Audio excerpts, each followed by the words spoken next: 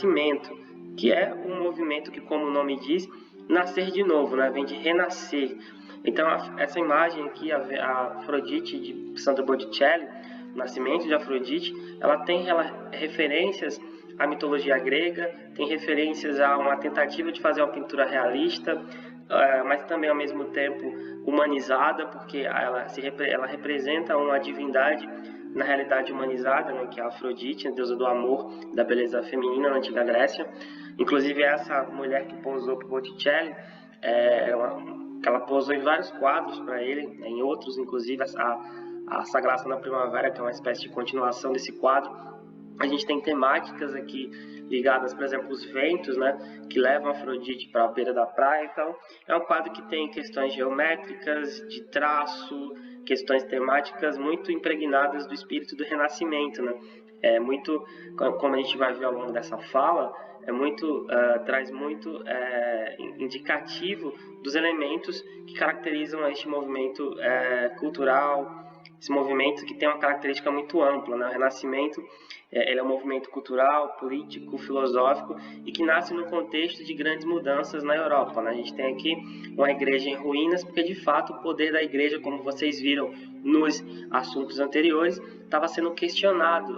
Durante quase 1000 anos a igreja foi autora em conteste do pensamento ocidental, incentivando determinadas formas de pensar, controlando a política e também a economia, e a partir de agora via sua influência diminuir muito a partir da reforma protestante, a partir do questionamento, né, da burguesia que estava ascendendo ao poder. Então, essas mudanças radicais, basicamente, é um elemento de crítica à igreja, né? A igreja ela perde a centralidade na construção do pensamento, no incentivo das dinâmicas do continente da Europa Ocidental, principalmente. Então, ao fortalecimento do comércio das cidades, então aquela cultura feudal que a gente viu antes das férias, que era muito conectada com a questão do campo, a vida nos feudos, aquele tempo mais lento, passa a ser agora acelerado com o comércio, o transporte, as cidades. A Europa se recuperou da peste negra, aumentou a população, então a gente tem aí mudanças muito brutais que acontecem e que vão pouco a pouco corroendo aquela ordem social imposta pelo feudalismo e criando um novo mundo, né, que é esse mundo da modernidade. Então, a gente tem, por exemplo, invasões de terras estrangeiras e novos objetos de consumo, como a gente viu na semana passada, com essa invasão do continente americano, o conhecimento de outros povos, novos produtos que vêm nesse comércio entre a metrópole e a colônia. Então, a gente vê um mundo em mudança cada vez mais rápida e cada vez mais ligada à questão dessa ascensão da burguesia, né? Que ela vai ser a futura mecenas, ou seja, aquele grupo que vai bancar o renascimento. A burguesia é esse grupo social que a gente vai ver falar muito sobre ela nessa unidade, tendo em vista que nesse momento ela aproveita para começar a tomar o espaço da nobreza e se tornar a grande propulsora das mudanças da sociedade a partir do século XV.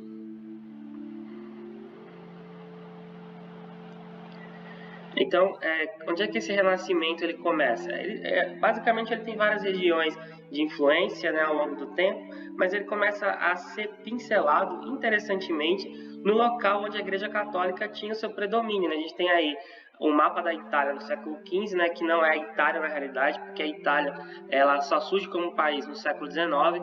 Aqui nós tínhamos uma outra configuração política, né, com vários reinos, com repúblicas como Veneza, Gênova. Nós tínhamos estados que a igreja, de fato, ela comandava como os estados pontifícios, e basicamente as elites de algumas cidades italianas começam a se tornar ricas comercialmente, uma parte da nobreza também nessa relação com a burguesia, escolas de pintura, de arte pipocam nesse momento aí, a partir do século XII em diante, principalmente, e a gente tem aqui na Península Itálica esse berço, né, do Renascimento, especialmente nas cidades aqui, Veneza, né, que é uma cidade comercial poderosa que comandava uma parte importante do comércio mediterrâneo, e talvez a mais conhecida das cidades renascentistas, que é a cidade de Florença, né, a catedral aqui, que a gente está vendo, inclusive, é uma obra de um arquiteto do Renascimento, né, Filippo Brunelleschi. Então a gente tem o centro, né, ou o epicentro desse pensamento, começa aqui na Itália, mas depois vai ter repercussões na França, onde hoje é a Holanda e Bélgica, onde hoje é a Alemanha, onde hoje é a Rússia, em várias regiões da Europa, que vão ser incentivadas e vão entrar em ebulição, especialmente do ponto de vista intelectual, a partir do Renascimento, né, que ele ajuda a fomentar uma grande mudança, especialmente no campo da arte, mas também em outras perspectivas de pensamento de um modo geral. Então, quais são as características de um modo assim muito superficial, né? Porque a gente não pode se aprofundar por conta do tempo, mas quais são as características deste movimento cultural, social, político e especialmente filosófico? Então a gente tem um berço do humanismo, né? Muito conectado ao humanismo, que é uma ideologia de pensamento que nasce ali onde hoje é a Holanda, é uma filosofia que vai focar nas questões humanas, né? A filosofia ela estava muito conectada com as questões da igreja durante o período medieval, então o excesso do pensamento teológico na filosofia começa a ser questionado e surge uma filosofia ligada aos preceitos, né, da humanidade, né? Por isso o humanismo, que é, por exemplo, o trabalho do Erasmo de Roterdã. Conectado a esse humanismo, a gente tem um foco, de modo geral, na figura do antropocentrismo, ou seja, antropo significa ser humano, centrismo, centro, então o ser humano é o centro das coisas. Então os problemas filosóficos e culturais saem do campo religioso e passam para o campo da humanidade, né? Então a figura humana vai ser central nesse elemento. Interessante que são conceitos que são muito parecidos, mas acabam sendo diferentes porque o humanismo ele é uma escola de pensamento que surge a partir de então. E o antropocentrismo é um conceito filosófico, artístico, está presente nesse universo todo, dialogando, claro, com o humanismo. O individualismo é uma marca importante porque é aquela questão do sujeito, cada sujeito é uma característica, então você vai ver obras de arte que focam na representação de burgueses, de príncipes, de pessoas, né? E não unicamente de grandes grupos ou de multidões, como até acontecia na arte religiosa medieval. Você não tem o individualismo, o sujeito não aparece enquanto sujeito, ele aparece como parte da multidão.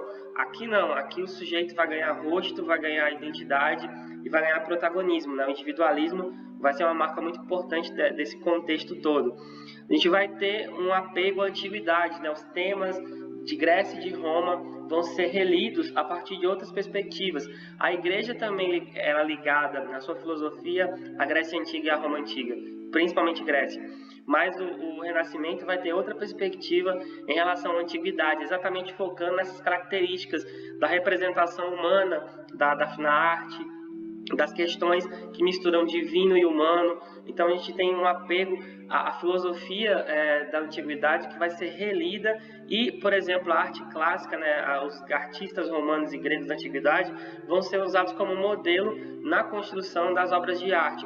Interessantemente que eles vão ter acesso às ruínas, né, vão fazer viagens para a Grécia Antiga, ou melhor, para a Grécia, para visitar as ruínas da Grécia Antiga, e vão encontrar ruínas já brancas, né? Mas interessantemente que no passado as ruínas gregas, né, os prédios gregos eram coloridos, então eles vão se influenciar pelo que restou dessa arquitetura e dessa arte, mas não com o esplendor pleno que ela tinha, que ela perdeu com o tempo, porque as tintas foram se perdendo. Mas as pesquisas recentes mostram que essa arte antiga é uma arte feita de modo colorido, mas só que os renascentistas vão representar o que eles estavam vendo, então por isso que as esculturas, principalmente renascentistas, elas são brancas, de mármore branco, porque era a cor que eles viam, né, no que restou da arte grega e romana.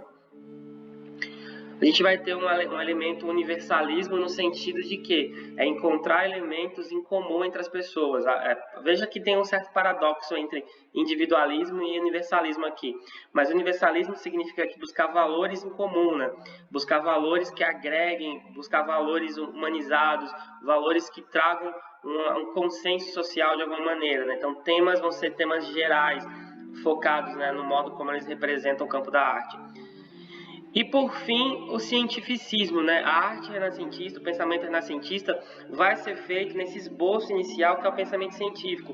A arte renascentista é fruto da pesquisa, é fruto da experimentação. Então, experimentar novas cores, novos métodos e técnicas, mas tudo feito dentro do processo da racionalidade, né? Da ideia racional. E aqui a gente tem a cabeça, né, de uma obra de arte muito conhecida, né, o Davi, que é uma obra que está em Roma, inclusive. É um exemplar muito importante, né, do Renascimento. E essa cabeça representa bastante a perspectiva da ideia mesmo do Renascimento, né? Esses elementos que foram colocados aí, que trazem à tona esses conceitos ligados ao Renascimento. Vamos ver algumas das fases, né, do Renascimento. São 3 fases, na verdade.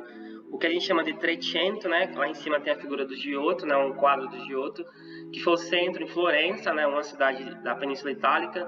Nas artes, há uma tentativa de romper com as formas clássicas, as formas antigas, né? Do período medieval, né? Que é uma arte que não tem perspectiva, que representa muito ligada à religião, muito embora ainda tenha temas religiosos, mas eles representam os santos e as figuras do cristianismo mais humanizados, né? Sem aquela pecha exagerada do período medieval. Na literatura há um impulso muito grande, né? Começam a surgir as primeiras grandes obras literárias, algumas já em idioma da região que é feita, e talvez a mais conhecida é a Divina Comédia de Dante, né? Alighieri, que é uma obra que tem muita referência à Grécia Antiga, né? E na pintura a gente destaca o Giotto, né? Que é esse quadro que a gente vê aí. A segunda fase é o Quattrocento. Tudo isso está em italiano, viu? Trecento é o século que começa com 13, né? 1300 alguma coisa. 400, 1400 alguma coisa, e a próxima 1500 e alguma coisa em diante, né? Então, é sempre conectado ao século que acontece. Então, veja que é um movimento que durou muito tempo, né? Essa mudança lenta desse pensamento. Então, novamente, nesse momento, Florença, né? Ela aparece como centro, né? dessa arte, por conta do mecenato dos Médici, é uma família poderosa que estava no comando da cidade e que passou a bancar artistas e cientistas ligados ao Renascimento. Então, há um aprimoramento da perspectiva, né? Os quadros ganham contorno, ganham profundidade, as figuras ganham representatividade mais natural. Os quadros eles passam a ter temas mais profanos, né, do dia a dia, exibição de corpos nus, a questão da humanidade, porque muitos desses quadros, inclusive, são resultados de estudos de anatomia humana, como fazia o Da Vinci, né, esse sujeito que está representado aí no ponto do 400, que era um grande cientista, além de ser artista. Tem várias obras dele de arte que demonstram um exercício muito grande em relação à busca da perfeição, né, do corpo. Ele mesmo fazia estudos de anatomia, então é um sujeito muito, para além de ser um artista plástico, era um grande pensador e um grande cientista também. E por fim, o Cinquecento, que a gente tem aí essa parte final, já dessa transição, né, do Renascimento. A gente tem o toque aí de Deus e do homem na Capela Sistina, Michelangelo Buonarroti, uma das partes da pintura que é gigante. Então é um momento de expansão das ideias, né? O destaque desse momento, né, são Maquiavel, o criador do livro Príncipe, que é uma espécie de bíblia da ciência política naquele momento, que vai focar no papel do governante, e as obras do Michelangelo, né? Então a gente tem aí pinceladas, digamos assim, desses momentos do Renascimento, essas 3 fases específicas do Renascimento. E a gente vai ver aqui alguns autores, né, pintores, que alguns são muito conhecidos, outros nem tanto, né, que caracterizaram essas fases aí. Então, a gente vai ver algumas dessas obras. Por exemplo, lá do Trecento, Giotto de Bondone, né, esse sujeito está pintado aí. Ele foi um dos pioneiros da pintura tridimensional, que é essa pintura com enchimento, né, sem aquela coisa chapada do período medieval.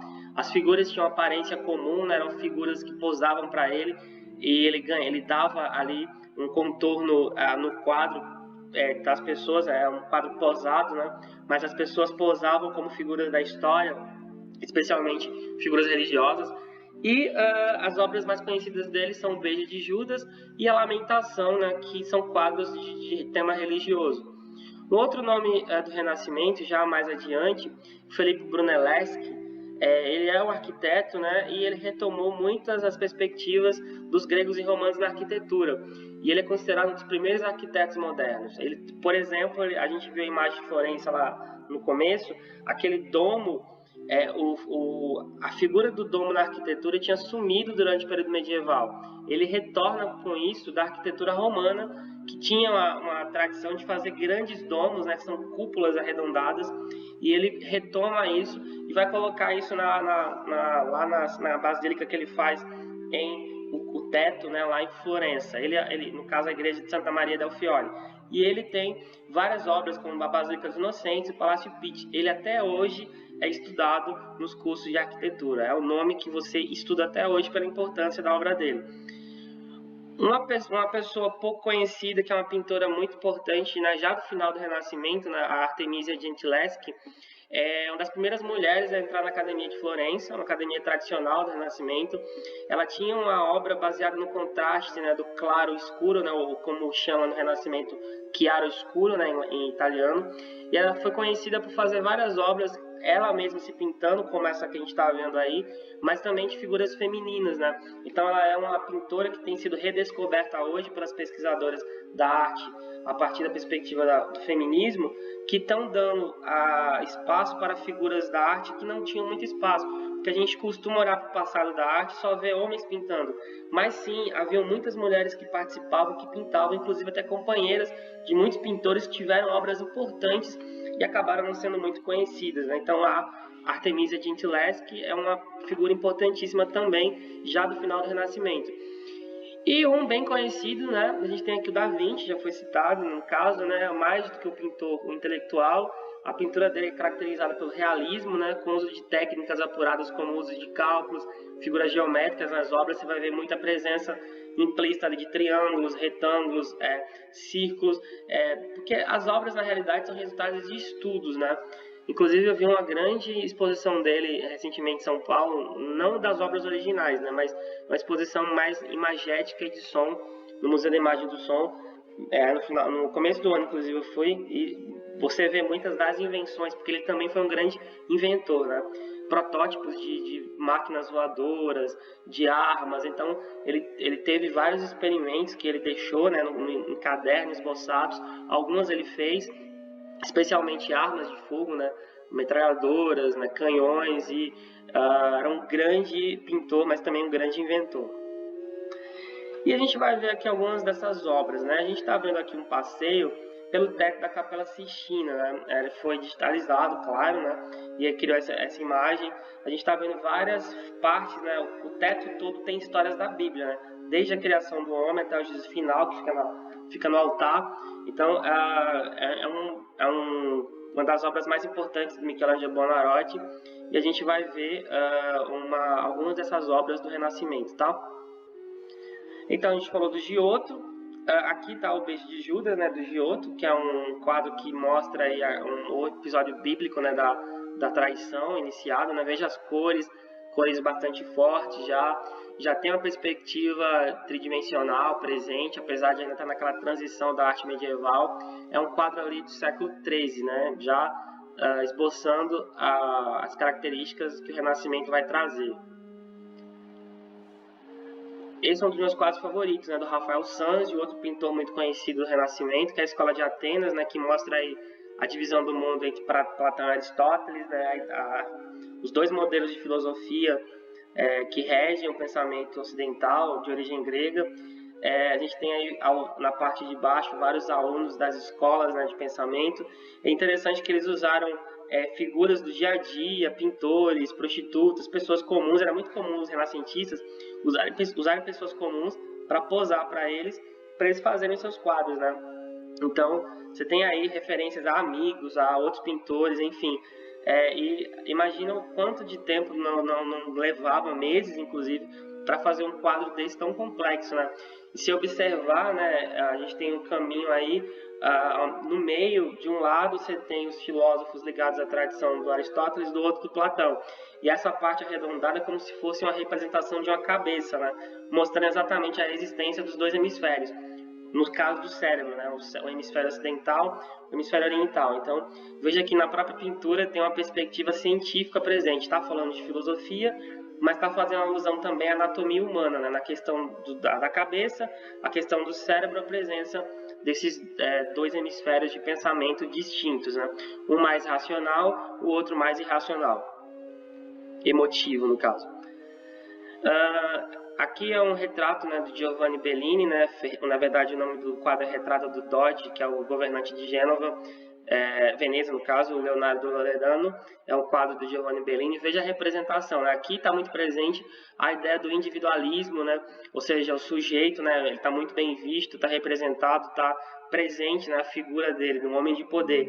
E é um burguês, na realidade, né? A gente tem aqui um burguês pintado. É muito comum os quadros do Renascimento pintarem pessoas, e pessoas de poder comercial e econômico, né? Então, veja que está presente aqui o antropocentrismo, está presente aqui o cientificismo, né? Olha só o nível de sombra desse quadro, né? O tipo de trabalho artístico, científico que esse pintor teve que fazer para chegar a esse resultado final. Então, veja que esses conceitos estão presentes na obra em vários momentos, e não só nessa obra, né? A Anunciação, né, que é um quadro do Frangélico, um pintor que também tem temáticas religiosas, né, um quadro já ali com temáticas ligadas à questão da igreja. E outro também, Piero della Francesca, né, Flagelação de Cristo. Né? Observe que eles pintam os quadros, né, com roupas não da época de Cristo de modo geral, mas com roupas muito mais parecidas de uma parte da pintura com pessoas do cotidiano dos próprios artistas. De novo, a relação entre humano e divino, e observem que Cristo está embaixo de colunas gregas ou romanas, né? Então, novamente aqui, a temática ligada à questão da tradição greco-romana. Então, veja que eles vão sempre repetir isso porque acaba sendo a característica do movimento. Há um pouco de escultura, né?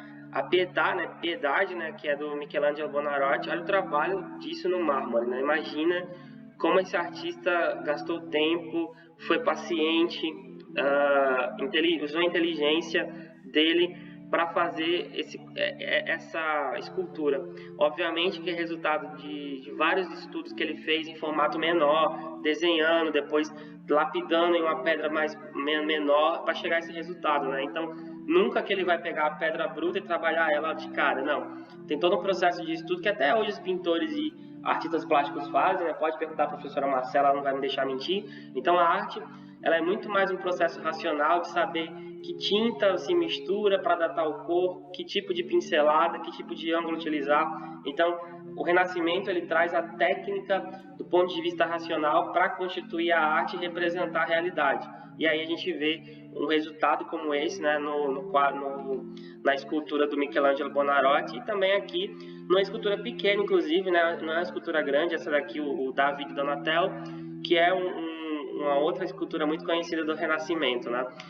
E a arquitetura, a gente tem aqui o que a gente falou, né? O domo da Catedral de Florença, do Filippo Brunelleschi, né? Olha só a beleza dessa igreja renascentista, né, que ainda está viva, inteiraça, lá em Florença, né? Parte da paisagem da cidade. O domo, né, que é essa parte arredondada, né, formando aí embaixo tá ali a parte do altar, da nave da igreja. E claro, a igreja é resultado de uma série de artistas, né, mas ele foi responsável por trazer a figura do domo de volta à arquitetura, e hoje é uma marca importante, estudada até hoje nas escolas de arquitetura do mundo todo. Então, o Renascimento, né, aí a gente tem aí o detalhe da Capela Sistina mais próximo, daquela parte pequena da criação de Adão, é a tentativa de dar poder ao ser humano, né, equiparar o ser humano como criador das coisas. Então, o ser humano vai ser visto como um sujeito ativo, participante, e é nítido nessa época a intenção de quebrar as tradições com a Igreja Católica. Necessariamente o renascentista não era antirreligioso, mas ele era muito conectado à perspectiva do humanismo, né? A perspectiva de você trazer as repercussões, né, desse pensamento para o dia a dia. E, obviamente, a partir disso, né, usei como referência esse livro para fazer a apresentação. Não havia mais como separar arte e ciência, ambas representavam a vanguarda da aventura burguesa, da conquista de um mundo aberto e de riquezas infinitas. Então, o Renascimento ele vai ser um processo dessa mudança de empoderamento da burguesia, de afronta ao pensamento limitado da Igreja Católica, e a criação de uma perspectiva de um mundo novo, né, que emerge a partir da modernidade, que o Renascimento é um dos berços.